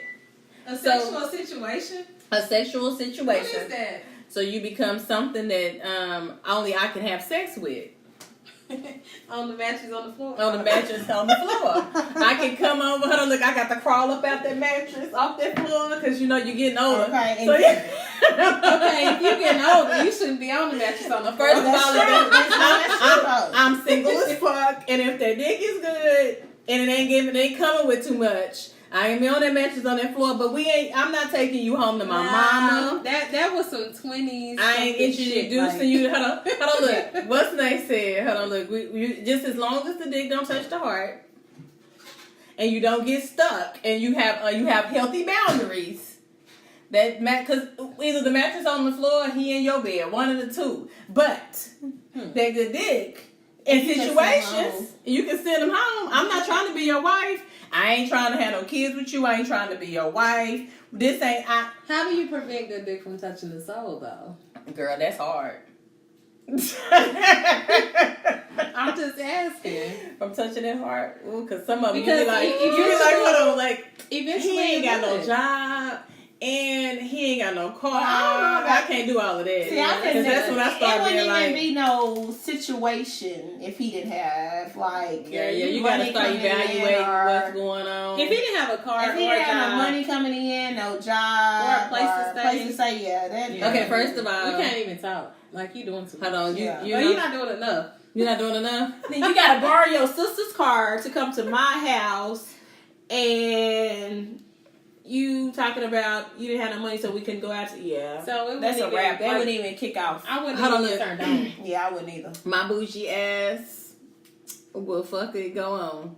We just ain't gonna be nothing. But how can you even get turned on though? What do y'all can't. have to talk about if he don't even have a We ain't car? gotta talk. Like if I gotta get up and go to bed in the morning, I gotta go to work, and he like, oh well, you know, you go get out the Well, first of all, you set your limits. Like I said, it is a sexual situation, meaning all we do is fuck. But We don't you have need to- nothing in so- common. Nope. Stop talking. That's when you stop. Stop talking. No, we gotta have something in common and like No, because some type of connect. I need. Okay, so that's the thing. So that's why I know we different. And that's why I can see. That's Yeah. why my situationships can be situationships. When I start talking to you and connecting to you and becoming intimate with you in other ways outside of sex, that's when you start touching my heart. Sex for me, like your dick can't touch my heart. See, yeah, just if we Just fucking, if we just fucking, I don't That have dick can't no. touch my heart either. It ain't touching my heart. But It I ain't don't want the no dick, no job dick either. Anyway. I mean, but I'm just saying your dick can't touch my heart. but though, if you'd have been, regardless. I can't. Let me not say the no job dick. Let me say that you ain't got no money coming in. Okay, so you can't be so broke that I gotta come get you and shit like that. We ain't doing all of that Or kind I of gotta shit. pay for or I food, gotta or pay you for the borrow food, money or from you gotta me. try to borrow my car, Hell or no. you can't be broke like that. Now you gotta have a source of income, a place to stay, a car to drive, and some ambition. Now, whether or not you may be on the corner every day doing whatever you do, I ain't gonna ask no questions. No, you can't be Because on the corner either. But I don't care because you I do. you are a sexual situation for me, so I can separate. But that. is sex really that good that you accepting somebody Depending on sitting who it the corner? comes from. On the corner? No, No, you can't be hell like no. not like sitting on the corner with a sign. You know what I mean? Like you know, I'm talking about a hustler. I ain't talking about a nigga that's sitting on the corner with a sign. I ain't talking talking about no nigga sitting on the side or corner with no sign. Like, no, that doesn't turn me on either. You on Section 8, that shit ain't gonna turn me on. You on food stamps, that shit ain't gonna turn me on. And if your shit ain't up to date, that shit ain't gonna turn me on either. But if you a hustler, I guess it look good. You drive a nice little decent car. But he don't have a car. He's sleeping on a mattress with Jordans lined around it. I mean, some niggas sitting on Jordan, hold on. First of all, some of the niggas is driving Camaros, sleeping on a mattress with Jordan surrounded the damn mattress. He got a car. Look, he got a car. He just need a woman's touch. He just need a woman's touch. Okay, so there are levels to this shit. I'm not fucking no homeless man. Not doing that. Exactly. And I ain't fucking nobody with zero ambition. But you better have some type of ambition. Yes, you need some level of ambition. But at this point, I'm not trying to become your wife. No. So that's not what type of space we right. in. This ain't no space where I'm trying to be your girlfriend, your wife. I ain't having no kids by you. We ain't doing that kind of shit here. Exactly. We just sexual situation. I don't need to get to know too much about you, and you ain't got to know a whole lot about me. Because I ain't trying to get that connected to this shit. Because when I get up and leave, it's like, all right, then I'm going to holler at you, and then I might holler at you next month. I'll see you later. Bye. And we're not asking too many questions, and we're going to go on about our business. Right. And those happen to be situations when I'm single. Like, hold on, I said it 3 times. So that means like single. Damn, I heard of doubles, but I didn't heard of triples. Single, meaning 3 times. For real single. For real and ain't no situations on the other head. Ain't nobody on the foresight. Ain't nobody in the background. And I'm like, shit, I got to give it how I live. That's how I function. I ain't gonna lie. I'm like a nigga in my situation. I'm living my best life. I ain't got no problem. We good. That's what the conference was about yesterday, living your best life. Was it? Mm-hmm. It wasn't with no hood nigga. No, it did. So it wasn't oh, hood okay. nigga, but it said live your truth. Live your truth. So if Okay. your truth is so say if you a woman and what looks good is this good dude next to you that you don't even like. Like he ain't even like really for you, but he looked good. The presentation of it. Looked good. Exactly. And so like what the speaker was saying, she was like, I was dying inside because what I had going on, it looked good to everybody else, but I was killing myself inside and it didn't make me happy. And so she was like, live your personal truth on what make you happy. So if a hood dude make you happy and he the hoodest dude around here, he ain't got no job and all that stuff, but he laying the pipe and he taking care of the kids. Don't tell that. Don't give that. Don't tell nobody about that shit. Y'all like Make that a sexual situation and move on. Please don't listen to Dante's advice on that part. But Right. no, don't be unhappy with somebody because you feel like it's a certain presentation that you have to have. Some people are with people some because people- it's ideal, and it looks good. But And it looks good, but that's not what they happy not with. who they now, wanna be with. that's So- the truth, though. So what she was saying, she wanted to be with a woman, and so she was like, but she was being with this man because he looked good. And so she said she said you're not living unless you're free.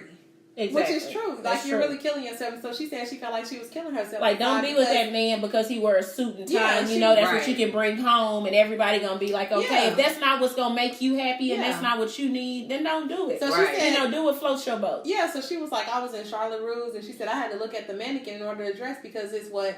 You know, how people wanted her to be. And she was like, It wasn't me. And so and basically what she was saying is be yourself, live your truth. So if your truth is, I know y'all said don't listen to my advice, but that is some people's truth though, to like, that is what they like. That is. Like what you like. Yeah, and if you like somebody like. that's hood, don't really have a job, but they really taking care of the household, and you're, what is it? The breadwinner. No, in your mind. Only in your mind. Only in us. In your mind, and do what you do. Like whatever makes you happy. Don't do what everybody else thinks that you should do. Do what makes you happy. I believe that now. I mean, so again, I do what makes me happy, and every now and then, I got a good man. a hood and good touch. I don't have a hood man. I have a good man. He's like he can put it down enough for me to be satisfied enough to go on by my way. But I like hood men too. Yeah, I got a good man though. Yeah. I actually can say that I have, in the experiences that I've had, not just necessarily hanging out in certain places, but that I've been blessed to be able to be in surroundings where I've met a combination of both. Mm-hmm. Where I can be somewhere where the guy who dresses up in a suit, but he's not so bougie that I can't have a conversation with him or that I can't connect with him. We can relate really well. And the situations that we, you know, when we in situations or when something comes up, I can trust him to address that situation. He got a job, he takes care of himself, you know, things like that. So I have been blessed to have men like that. And I think at the end of the day, women just want to feel protected. I mean, at the And end loved of the day, and want to be felt like they Right. cared about, because some of them hood niggas is texting you in the morning like good morning beautiful, where the other one is too busy because, you know what I'm saying, he's doing chasing this his and dollar. doing that. Yeah, he chasing the dollar. or Where that he's hood, a hot commodity. you heard me, Right. where that hood nigga taking that time out that morning to be like, have a good day, beautiful, or have, you know what I'm And saying? that's the thing, like it's really where you're getting your attention from. It like is. who's giving me the most attention? Well, who making me feel good Yeah, and want who's it making and me feel appreciate good. it. You So know it's what I'm funny saying? because James always say, his grandma say, how do a broke nigga make you wet? And to me, I feel like sometimes I think where we run into this where, you know, people be like, how these good girls end up with these hood niggas, and she got this dude that ain't got shit, he ain't doing nothing. And I think a lot of it is comparing yourself to what he is and who you are. And you may want to evaluate what he did that satisfied her enough to be with him. Because we look at like Tony Braxton and Birdman. But Exactly. sometimes when you know what, when you think about it, people from the hood don't have that love. They don't get that love that they need from their household, and so they seek that outside of that. And so when you get a woman who is like really down for you and for you, like they show, and you recognize it, and they they're appreciative. They reciprocate that same Yes, love to that's you, true. and they like, this is my girl. Like, Right. you know, she loves me. She the way down I for wanna me. be yeah, loved. She ride for me. yeah, she gonna Yeah. ride for me. Yeah. Yeah. So some people, that's the thing. Like a lot of hood people, like they grew up with parents who are on drugs and on this and on that, and they don't get that. And so it's like when they find that, That's it's true. like they down for that. Like this, okay, this is me. This Like is I'm all not me. used to Right. this. This is what I Exactly. want. This is what I want. appreciate Exactly. that. Yeah. Whereas, you know, somebody who has had it all their life don't know how to appreciate what it is when it comes to them. Exactly. Or they're so particular, oh, she got to have curly hair and light skin to love me like Right. this or to be down for me like this. Because I have said on several occasions that I think that some situations where men end up with where men end up with women and have have these women problems where you see like men who look like they got their stuff together and who are all because they so selective in who can love them and who they can love. Whereas, you know, I don't think that every man is. I think that some guys come into this and say, you know what, she down for me, she ride for me, she love me, she take care of our kids. But then it has to look good right. too. With Right. certain men, if Yes. you don't fit the part. Right. Then it doesn't matter Exactly. what kind of woman you are or how you make me feel. Right. If you don't fit the part, then I can't deal with you. Right. Exactly. That's It's true. that checklist shit. It Yes. is a checklist. And I'm going to say this. Hood niggas don't typically have a checklist. I think they do. I don't think so. I don't think they You don't do. think so? I Not think like some the of them- checklist like, oh, she got to do this, she got to have this. But you know she what? gotta Because look when I like met my this. husband, y'all know the first thing he asked me my name, and the second question that he asked me, which tripped me the hell out, is where do you work? You know what? Now that you say that, when I met the kind of hood person that I was dealing with, they kind of did that too. They said you Like- have to have something going on. Because he say that But I why? think that it's just a matter of how many women they. Okay, so then say this: if you're a hood nigga, you probably run into some pretty questionable women. Yes, So because you he probably had do to want to know make sure that so maybe she your got checklist- everything in line. So maybe your Because- checklist is maybe like shorter than.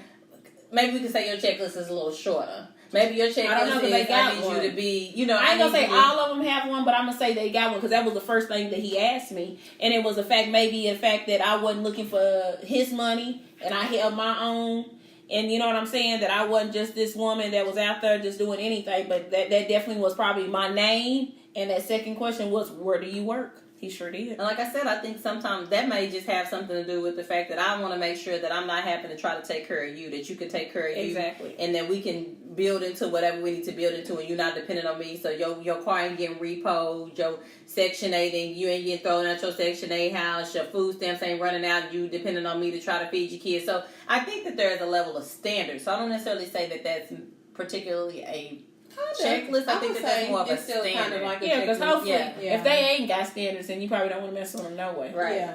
And then sometimes some men, even though like they have that lifestyle, they looking for a woman to kind of keep them on that straight and narrow. Yeah. Because I mean, kind of like when you think about it, like Power, for example, in Ghost, he wanted Exactly. He was like, you know, I'm trying to get out the game. I want to start getting into the nightclub business. She's like, no, this is the lifestyle you created. You need to keep hustling.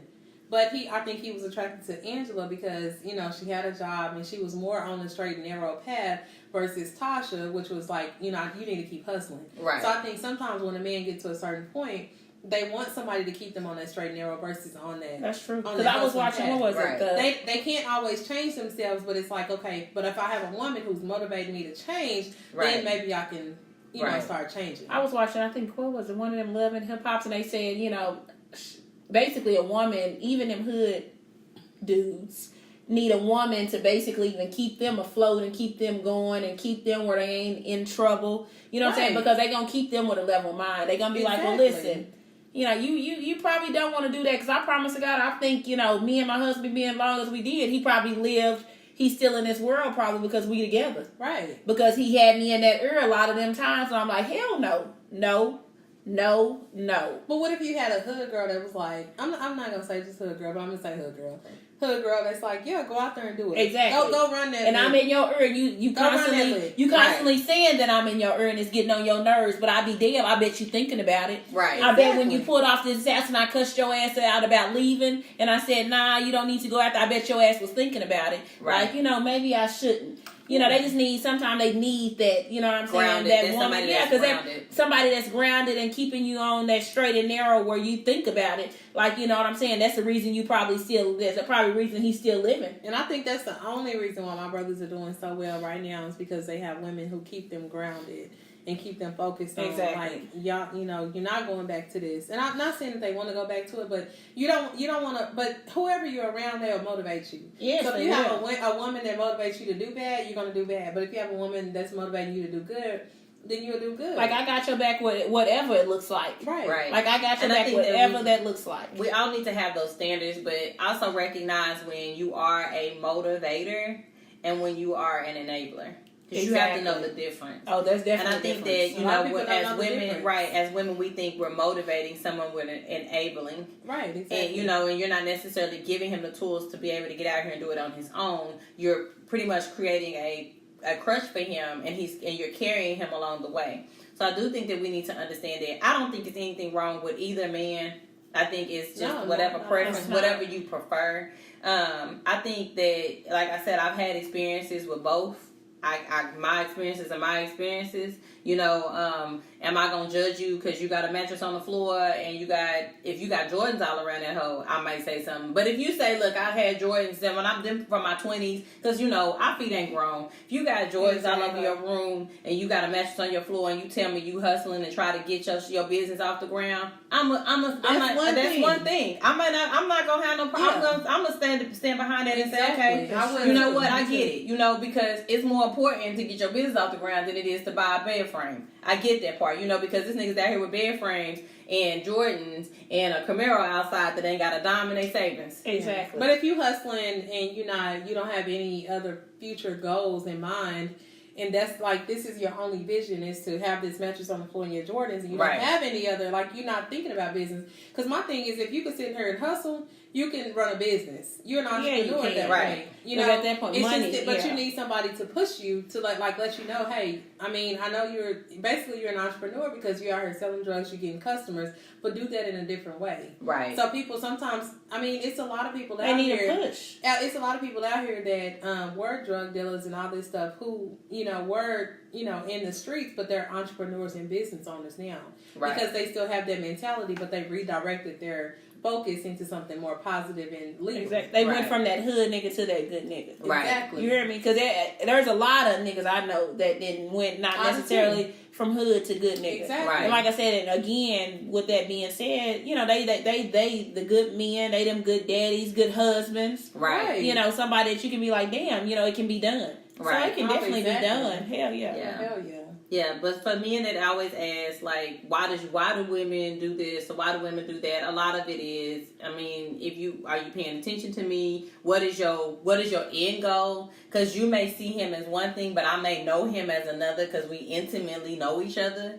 So you judging that situation, and you judging that space, trying to figure out where you fit in, and you may want to stop and question yourself. What is going on that she wouldn't be attracted to me? That's true. Yeah. So. Well, Anyway, it's been good. It has been a good talk. So. So y'all know how to get us. SoundCloud, MochaTea Podcast. And we got something coming up next weekend, so we will. What's IG, Negro. MochaTea _podcast. Facebook, MochaTea Podcast. And Twitter, MochaTea Podcast. But next weekend, look out for us. Next we got weekend. something for y'all. We're coming for y'all. Y'all gonna be surprised. So let me put this disclaimer out. I'm not a photogenic person, and I don't like taking pictures. First of all, we're not going to speak that into her life. This is Dante, but I'm gonna try to be sexy for the camera. No, we ain't gonna let her speak that into her Y'all life. gonna She about to see have a couple it, shots baby. to loosen her on up, and we're gonna get it Next done. weekend we gonna talk about this, cause y'all gonna wait. I'm wait. dreading this photo shoot. Dante dreading, but we ain't. We ain't ready. at all. We ready. We ready. We gonna bringing bring the about fire. it. We bringing the fire, baby. So thank At you. least I got two ladies bringing the fire, and y'all motivate We me. is. Yes, we gonna motivate you. Like I Hell said, yeah. we give you a couple- Wait till you see it. So You're if gonna we be need like, to, hell yeah. hold on, look. If we need to start off with some mimosas in the morning as we get this makeup done and go on down For to real. some shots before this. Baby, I bet them pictures we be on there giving some. I bet I'm gonna need you. No, not that. We be giving it life, then. They be like, they fun. And that man gonna be like, what the hell is going on? Like, what's going on with y'all? We just gotta keep our photographer in it. We Right. got this. We Right, got we this. got this. We got Be aware we will be having our yes On all our platforms. photos Once shoot. we get them out, we going hard. Yeah, we're gonna expand to like different platforms as well. We is. Yeah. So We're getting it together. thank you for joining us. Thank you. Bye bye, y'all. Peace.